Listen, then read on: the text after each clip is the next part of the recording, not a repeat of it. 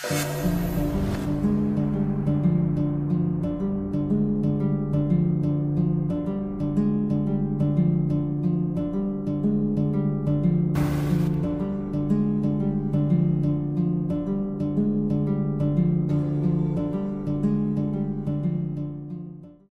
Holly Bobo ay isang 20-year-old na babae na nagmula sa Tennessee na nag-aaral ng nursing.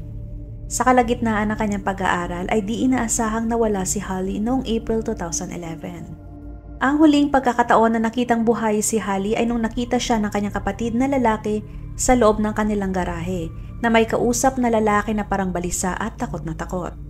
Siya ay kinidnap ng di kilalang lalaki at pinilit siyang pumasok sa isang kalapit na bahagi ng kakahuyan. Tumawag sila ng mga pulis ngunit huli na ang lahat. Sa mga oras na dumating sila ay wala na ang lalaki. Si Holly ay karaniwang babae mula sa Darden, Tennessee.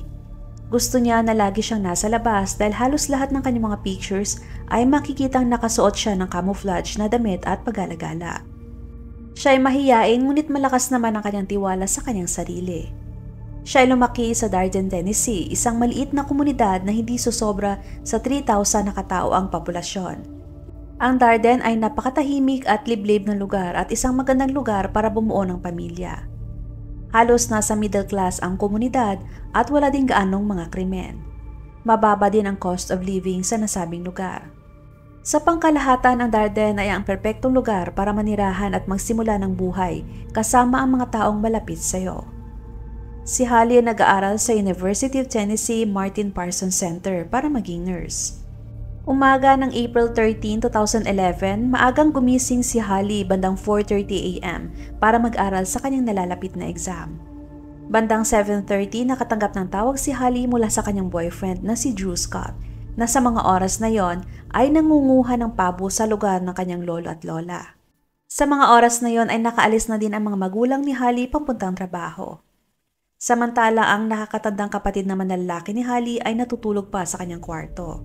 Bandang 7:45 ang huling tawag na natanggap ni Holly mula sa kanyang boyfriend. Dahil kasunod noon ay hindi na siya makontak pa at hindi na rin siya sumasagot pa sa mga tawag. Pagkatapos niyang may ibaba ang tawag, ilang minuto lamang ang lumipas ay nakarinig ang kanilang mga kapitbahay ng sigaw mula sa bahay nila Holly. Si James na kanilang kapitbahay ay tinawagan ng ina at sinabi ang narinig na sigaw.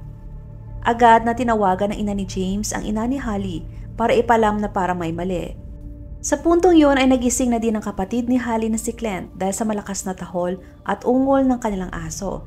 Kaya agad siyang tumayo sa kanyang kama at tinignan kung anong nangyayari. Pagkadungaw niya sa bintana ay nakita niya si Holly at ang isang lalaki na nakatayo malapit sa kanilang garage. Sinabi niya na ang lalaki ay kapansin-pansing kamukha ni Drew, ang boyfriend ni Holly. Katunayan nung una ang buong akala niya ay si Drew nga ang lalaki.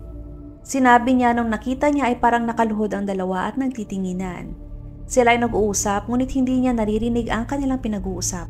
Ang alam niya lang at nakikita na mukhang galit si Holly ngunit hindi ito gaanong nagsasalita. Tangi ang lalaki lamang ang may maraming sinasabi. Ang malinaw na narinig lamang ni Clint ay nung nagsalita si Holly ng no at why. Sa panahon na nagtatalo ang dalawa ay nakatanggap ng tawag si Clint mula sa kanilang ina. Ikinuwento ni Clint ang lahat ng nakita sa kanyang ina at sabi pa niya ay naisip niya na baka nakikipaghiwalay si Holly sa kanyang boyfriend na si Drew sa kanilang garage. Sa puntong yon ay malinaw na hindi alam ni Clint na nasa panganib na pala ang kanyang kapatid. Ngunit nung sinabi ng kanyang ina kay Clint na hindi yan si Drew at agad na inutusan si Clint na barilin ng lalaki. Ngunit hindi nakinig si Clint sa sinabi ng ina. Dahil sa hindi niya masyadong nakikita ang lalaki ay naniniwala siya na si Drew nga ang kausap ni Holly.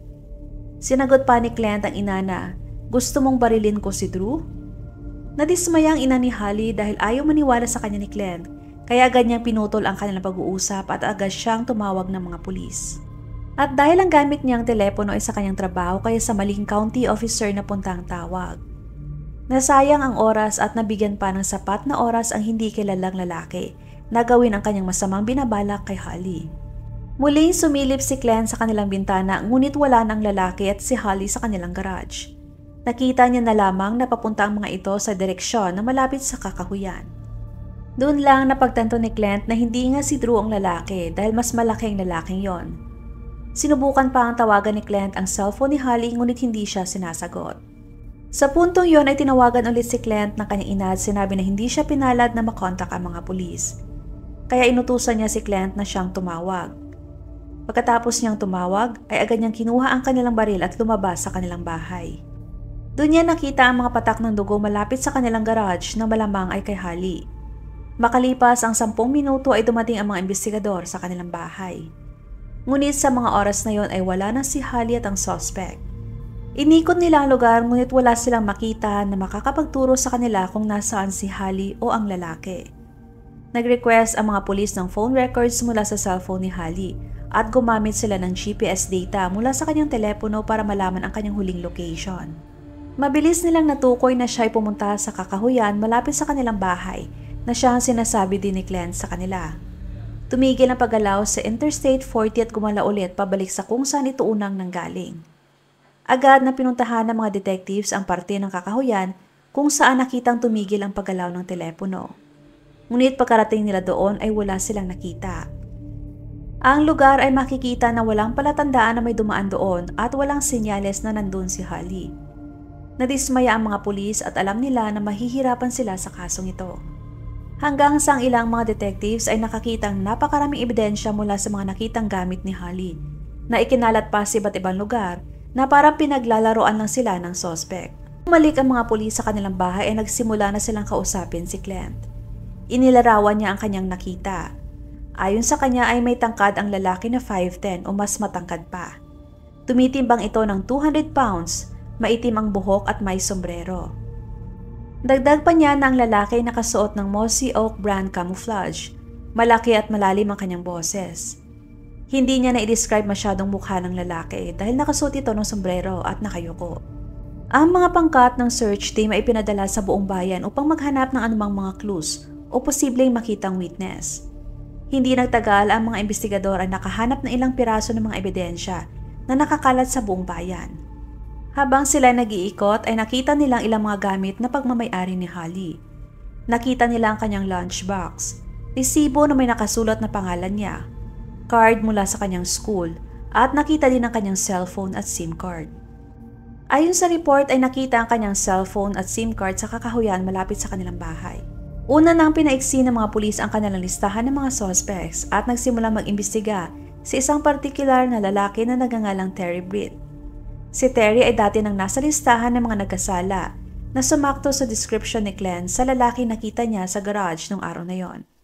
3 taon ang lumipas noong 2014 nang nagkaroon ng pag-usad ang kaso. May mga ginseng hunter na pumunta sa kakahuyan malapit sa Interstate 40 nang hindi nila akalain na sila ay makakakita ng crime scene. Tumawag sila ng mga pulis at doon ay nakita nilang ibang parte ng katawan ni Holly, katulad ng kanyang bungo, ilang pirasong ribs at ang buto sa kanyang balikat. Ang kanyang bungo ay may butas ng bala sa kanang bahagi at lumusot sa kaliwa na bumasag sa kanyang kaliwang cheekbone. Siya ay may layong 20 miles mula sa Darden. Noong kinausap ng mga pulis ang may-ari ng lupain ay sinabi niya na hindi karaniwan sa mga locals na manghunting sa lugar na yon ang hindi nagpapaalam sa kanila. Kaya kahit sila ay nagulat na nagawang makita ng mga hunters at investigador ang katawan ni Holly kahit ilang taon nang lumipas. Sa pag-imbestiga nila sa crime scene ay pinahayag ng mga pulis na ang mga buto ay ikinalat sa buong lugar at siya ay namatay dahil sa isang tama ng baril sa kanyang ulo. Saad ng mga pulis na may mga suspects na sila ngunit isa lang sa 6 na suspect ang pinagtutuunan nila ng pansin. Ang nakakapagtaka dahil isa lamang sa 6 na mga lalaki ang pinaniniwalaan nila na may koneksyon sa kaso. Ang unang pag-aresto ay naganap noong March 2014, ilang buwan ang nakakalipas matapos matuklasan ang kanyang mga buto. Ang mga suspects ay sina Zach Adams, ang kanyang kapatid na si Dylan, at ang kanilang kaibigan na si Jason. Lahat sila ay pinaghihinalaan ng aggravated kidnapping. Ayon sa mga pulis ay may sapat silang ebidensya na pinagsamantalan muna nila si Holly bago ito pinatay. Matapos dinala sa police station ang 3 lalaki ay may 2 pang mga lalaki silang inaresto na pinaniniwalaan nilang tumulong para itago ang katawan ni Holly. May isa pa ang karagdagang lalaki na pinaniniwalaan ng mga pulis na may kinalaman din sa kaso, ngunit nagpakamatay ito bago pa man siya tuluyang imbestigahan. Ang hindi lang malinaw ay kung paano nakakam up ang mga pulis para masabing sila nga ang mga suspects. Sa ilang kadahilanan ay hindi pinaliwanag ng mga pulis ang aspetong yon ng investigasyon. Si Dylan na isa sa mga pinaghihinalaang suspect ay dati nang naaresto noong 2014 sa kaso na nauugnay sa baril. Habang nakikipag-usap siya sa mga pulis, paliwanag ni Dylan na nakita niyang buhay si Holly sa bahay ng kanyang kapatid mga ilang oras pagkatapos ng pagdukot sa kanya. Sa search warrant ay nakasaad na nakita ni Dylan si Holly sa bahay ni Zach noong April 13, 2011, kapareho ng araw na nawala si Holly. Sinabi ni Dylan na pumunta siya sa bahay ng kanyang kapatid para manghiram ng sasakyan. Ngunit nung pagpasok niya ay nakita niya si Holly na nakaupo sa isang upuan sa sala sa napakasamang kalagayan. Sinabi ni Dylan na inamin sa kanya ng kanyang kapatid na ginahasa niya si Holly at inirecord pa ang mga nangyari. Ngunit ang recording na yun ay hindi na nakita. Paliwanag ni Dylan na nakasuot ng camouflage si Zach nung araw na yon na nag-match sa description ng kapatid ni Holly. Ngunit ang naging problema ay kalaunan binawi ni Dylan ang lahat ng kanyang mga pag-amin at sinabi na pinilit lang siya ng mga investigador na sabihin yon.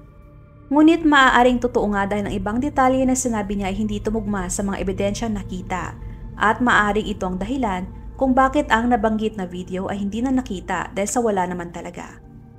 Gayunpaman ay kapaki-pakinabang ang pag-amin upang payagan ang mga investigador na arestuhin sina Zach Adams, Jason Autry at Shane Austin na lahat ay mga lalaking pinaghihinalaan ng mga pulis na sangkot sa kaso. Si Shane ang lalaking nagpakamatay bago pa man siya maimbestigahan. Kinausap ng mga investigador isa-isa sina Zach at Jason. Sinabi ng mga pulis kay Jason na kung hindi siya tutulong para malutas ng kaso, ay mananatili siya sa kulungan ng buong buhay niya. Pagkarinig niya ay agad niyang sinabi na handa siyang mag-testify laban kay Zach kapalit ng mababang sentensya. Sa puntong yon ay naging mas malinaw na ang kaso. Buwan bago ang paglilitis, ang abogado para kay Shane ay nagsalita laban sa mga detectives at sinabi na wala silang ebidensya laban kay Shane. Ayon sa kanya, ang mga pulis ay naniniwala lamang sa mga sabi-sabi at chismis kaysa sa aktwal na ebidensya. Saad pa niya na patuloy sila sa pagbabanta kay Shane na humantong sa kanya upang maniwala na siya ay makukulong dahil sa isang krimen na hindi naman niya ginawa. Ayon sa abogado, yun ang naging dahilan kung bakit nagpakamatay si Shane at sinisisi ng kanyang pamilya ang mga pulis dahil sa nangyari. Noong September 2017 ay ang paglilitis para kay Zach. Sa panahon ng trial ay sinabi na kilala ni Clint ang dumukot kay Holly. Si Jason na pumayag na mag-testify laban kay Zach ay sinabi na siya, si Zach at si Dylan ay pumunta sa bahay nila Holly noong araw na yon para turuan si Clint paano gumawa ng mga illegal na sangkap. Sa puntong yon ay nalaman ni Holly ang kanyang ginagawa, kaya nagwala ito at lumabas sa kanilang bahay habang sumisigaw. Marahil yun ang sigaw na narinig ng kanilang mga kapitbahay. Yun din siguro ang dahilan kung bakit nag-aatubili si Clint na tumawag ng mga pulis kaagad, o di kaya ay awatin sila, o di naman kaya ay barili ng mga lalaki dahil alam niya kung ano ang kaya nilang gawin. Noong nagumpisa nang sumigaw si Holly at sinubukang tumakas ay agad siyang sinunggaban ng isa at dinukot para tumahimik. Dinala nila si Holly sa kamalig at tunay ginahasa nila ito at saka pinatay. Ang tanging problema lamang sa aligasyon na yon ay dahil sa sinabi ni Clint na hindi yun totoo. At walang ebidensya na makakapagsabi na nangyari nga yun o hindi. Sina Jason at Dylan ay parehong magkaiba ang mga sinasabi kung ano bang nangyari nung nawala si Holly. Ang malinaw dito na si Zach ang mastermind sa krimen. Nung nakita ni Zach na wala ng malay si Holly ay binalot niya ito ng maliit na carpet at inilagay niya sa likod ng kanyang sasakyan. Dinala niya ito sa kakahuyan ng Interstate 40. Pagkarating nila sa kakahuyan ay nakita niyang gumalaw si Holly. Kaya agad na niya itong binaril sa ulo. Ang baril na ginamit sa pagpatay ay nakita sa ilog kaya wala na silang nakuhang fingerprints o di naman kaya ay DNA. Bago ang paglilitis ni Zach, ang kanyang girlfriend ay nagsalita din laban sa kanya. Sinabi niya na sinabi sa kanya ni Zach ang nagawang krimen. At kung magsusumbong siya sa kung sino man ay gagawin din sa kanya ang ginawa kay Holly. Di umano ay pinagbantaan din ni Zach ang kanyang kapatid na si Dylan na kung magsusumbong ito ay papatayin din niya. Sa huli ay napatunayang guilty si Zach sa kasong aggravated kidnapping, first-degree murder at rape. Siya ay sinentensyahan ng habang buhay na pagkakakulong. Samantalang si Dylan naman ay sinentensya ng 50 years na pagkakakulong na may parole pagkatapos ng 35 years ng paninilbihan. Si Jason naman ay nakitang walang naging parte sa pagpatay. Tumulong lamang siya na tabunan ang sasakyan ni Zach para hindi makita si Holly. Kalaunan noong 2020, siya ay sinentensyahan ng 8 years na pagkakakulong. Huwag makatubiling ibahagi inyong mga saloobin at komento. And please huwag kalimutang mag-like and subscribe sa aking channel kung hindi mo pa nagagawa. Magkita-kita tayo ulit sa aking susunod na video. Maraming salamat!